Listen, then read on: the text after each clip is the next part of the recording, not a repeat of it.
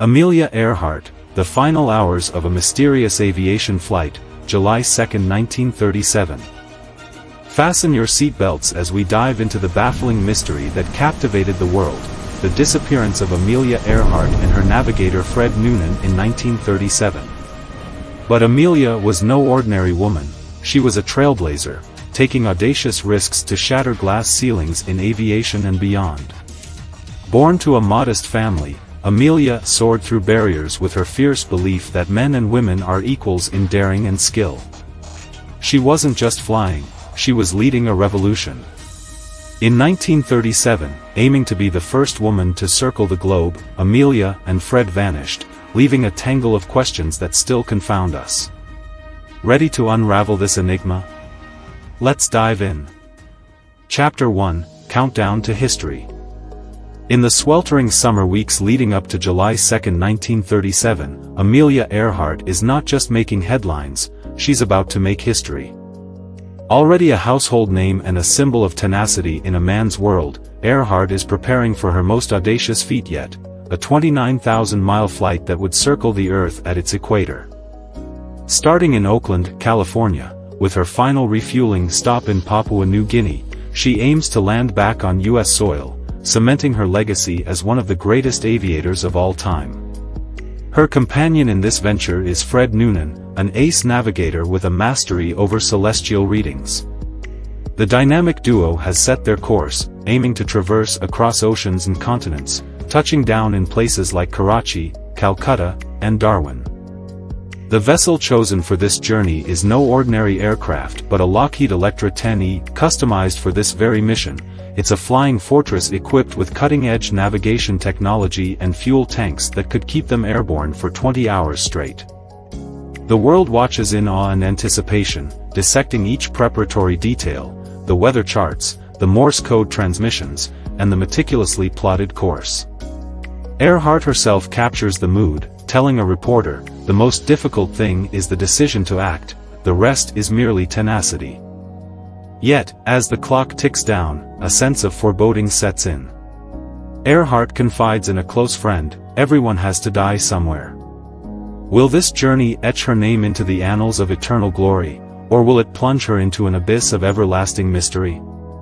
The stage is set, the players are ready, and the world waits with bated breath as Amelia Earhart and Fred Noonan embark on a voyage that could either redefine aviation or become one of the greatest enigmas of the 20th century. Chapter 2, Vanishing Point. It's July 2, 1937, the day dawns with a hushed expectancy. Amelia Earhart and Fred Noonan are at the La airfield in Papua New Guinea.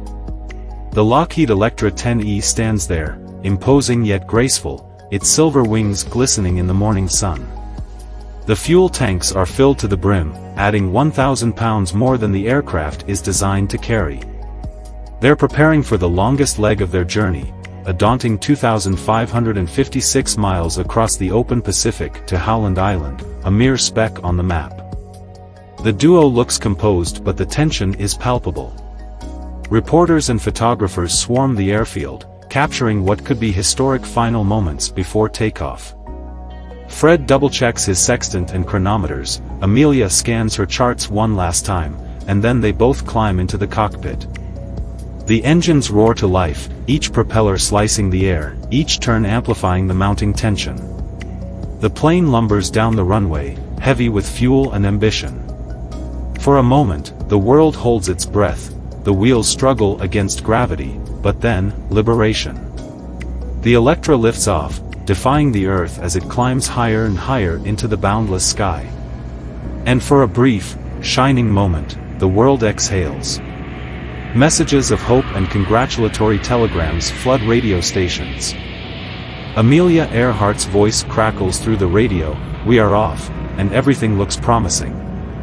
Fred is seen jotting down coordinates, cross-referencing the sun's angle, and confirming they are on course.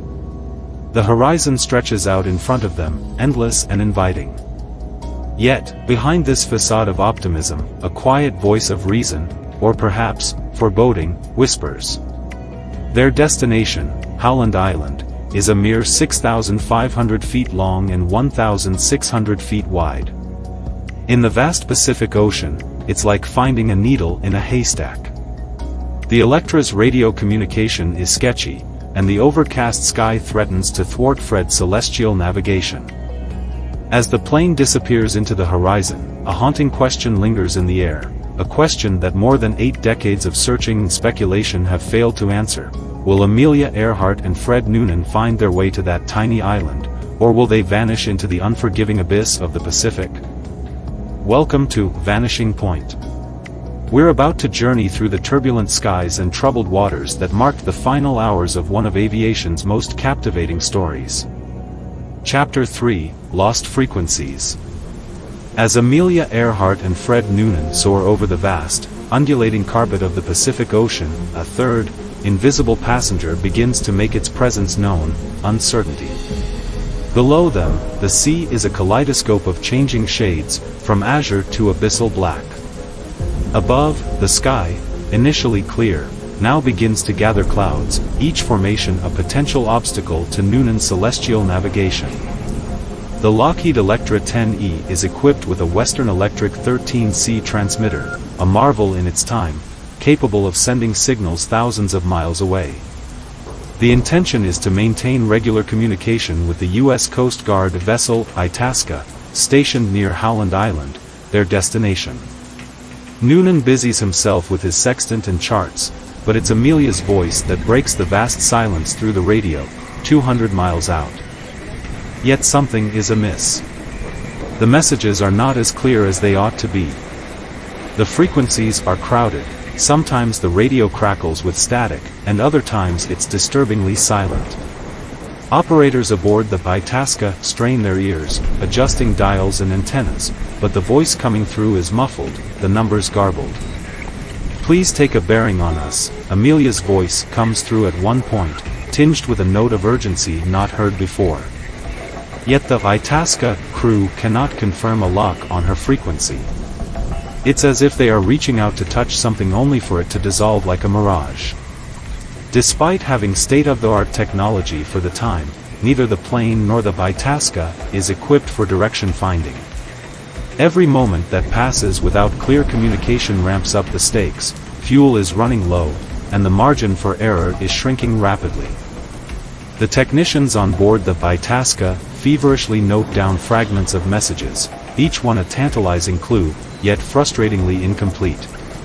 "We must be on you, but cannot see you," Earhart says. The words hang heavy in the control room, they're so close and yet, infinitely far. The chilling reality sets in: the most advanced aviation technology of 1937 has its limitations, and time is not on their side. The radio messages become a litany of lost opportunities, technical glitches, and, ultimately, a lifeline that fails to connect. In the annals of aviation history, the radio transmissions of July 2, 1937, stand as haunting echoes of a journey teetering on the edge of triumph and tragedy. The question remains: were these glitches mere technical failures, or warning signs of an impending doom that would transform Amelia Earhart from a celebrity aviator into a legend shrouded in mystery? Chapter 4: Desperate Measures, from July 2 to July 19, 1937. The clock is ticking. Minutes stretch into hours, hours into days.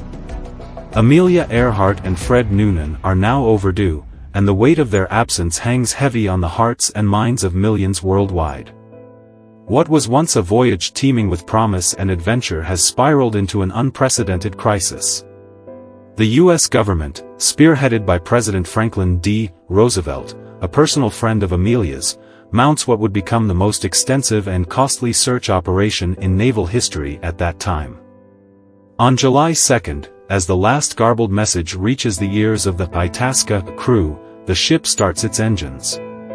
U.S. Navy ships and aircraft scour the vast waters near Howland Island.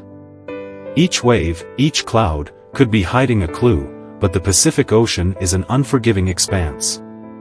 It's not just machinery in action, it's human willpower, frayed to its limits. The crew aboard the Itasca, men who've spent hours listening, waiting for a clear signal, are now fighting off sleep, running on adrenaline and the urgent need to find Amelia and Fred. The eyes of the world are upon them, and the burden of expectation is immense. By July 19, after spending approximately $4 million in covering 250,000 square miles of open sea, the U.S. government officially calls off the search. A nation's hope turns to despair, its excitement to a gnawing sense of loss. George Putnam, Amelia's husband, continues with privately funded searches, clinging onto the tiniest sliver of hope. But Amelia Earhart and Fred Noonan remain unfound. Every sailor, aviator, and radio operator involved in the search carries the emotional toll like a permanent scar. The what-ifs haunt them. Could a different frequency have made the difference?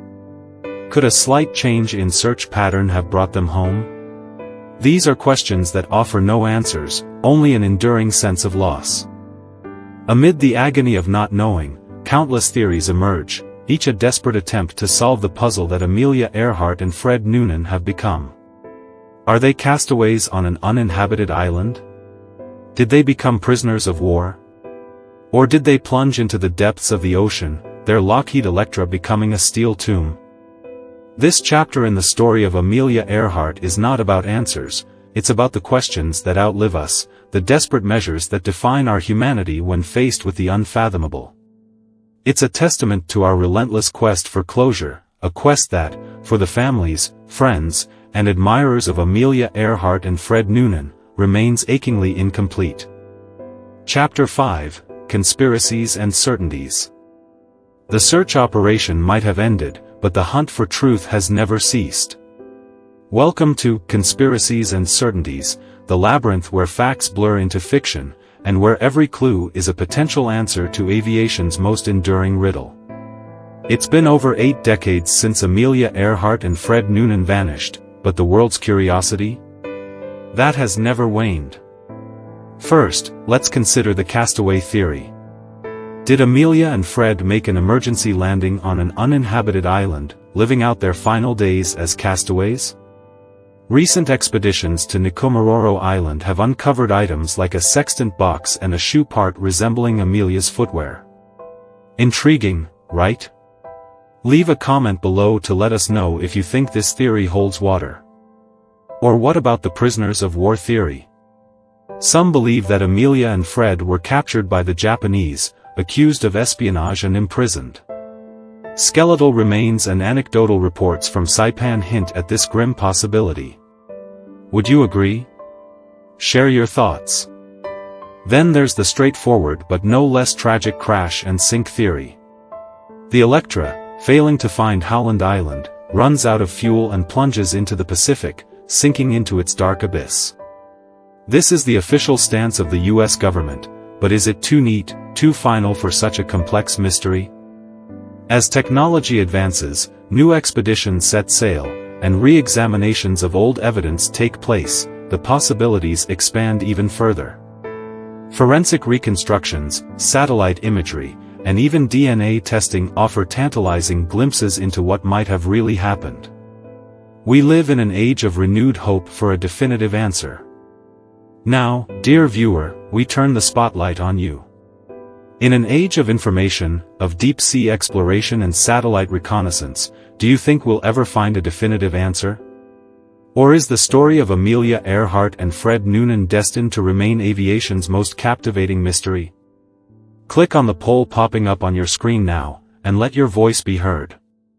Amelia Earhart once said, "The most difficult thing is the decision to act, the rest is merely tenacity." So, act now, contribute to a dialogue that keeps the memory, the mystery, and the inspiration of Amelia Earhart alive for generations to come. Chapter 6, Echoes in Time. As we peer into the past, tracing the outlines of Amelia Earhart and Fred Noonan's monumental journey, we must also turn our gaze to the present and future.